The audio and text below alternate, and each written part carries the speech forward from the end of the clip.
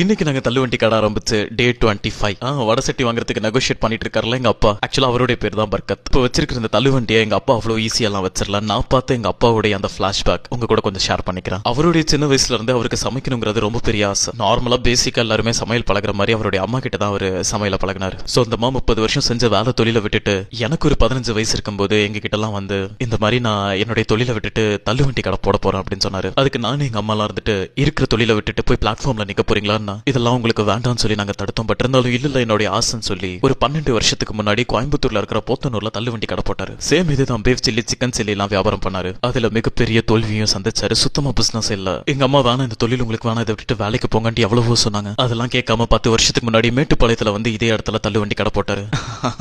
அப்பயும் மிகப்பெரிய தோல்வியை சந்திச்சாரு. இதெல்லாம் உனக்கு வராதுப்பா வேணா விட்டுருன்ட்டு எவ்வளவோ சொன்னோம். இல்ல அப்படிலாம் விட முடியாது, நான் பழக போறேன்ட்டு மேட்டுப்பாளையத்துல ஃபேமஸா இருக்கிற ஒரு சில ஹோட்டல்ல மாறி மாறி 10 வருஷம் வேலை செஞ்சாரு. அதுக்கப்புறம் 10 வருஷம் கழிச்சு நான் மறுபடியும் தள்ளுவண்டி கடை வைக்க போறேன்ட்டு எங்க கிட்ட வந்து சொல்லும் போது இங்க பாரு உனக்கு வயசாயிருச்சு, தேவையில்லாம பண்ணாத, தோல்வியை ஒழுங்கா ஒத்துக்கொண்டு எவ்வளவோ சொன்னோம். அதுக்கு அவர் சொன்னது, சாகுற வரைக்கும் நான் இதுல தான் போராட போறேன், மரணம்னு வந்துச்சுன்னா நான் போய் சேர்ந்துருவேன். இறைவன் மேல நம்பிக்கை வச்சு ஆரம்பிக்கிறேன், உனக்கும் நம்பிக்கை இருந்தா என் கூட நில்லு, இல்ல நான் போய் உன் வேலையை பாருன்னாரு. இல்லப்பா நான் உன் கூடயே நிப்பேன் நின்னா இன்னைக்கு 1 மாசத்துக்கும் கம்மியா பெரும்பாலான மேட்டுப்பாளைய மக்களுடைய நம்பிக்கையை நாங்க ஜெயிச்சுட்டு வரோம். So thank you for everyone. And last but not least ஒன்னே ஒன்னு சொல்லிக்கிறேன். எங்க அப்பா அவர் அம்மா கிட்ட இருந்து சமையல கத்துக்கிட்டாரு, நான் அவர்கிட்ட இருந்து இந்த விடாமுயற்சியை கத்துக்கிட்டேன்.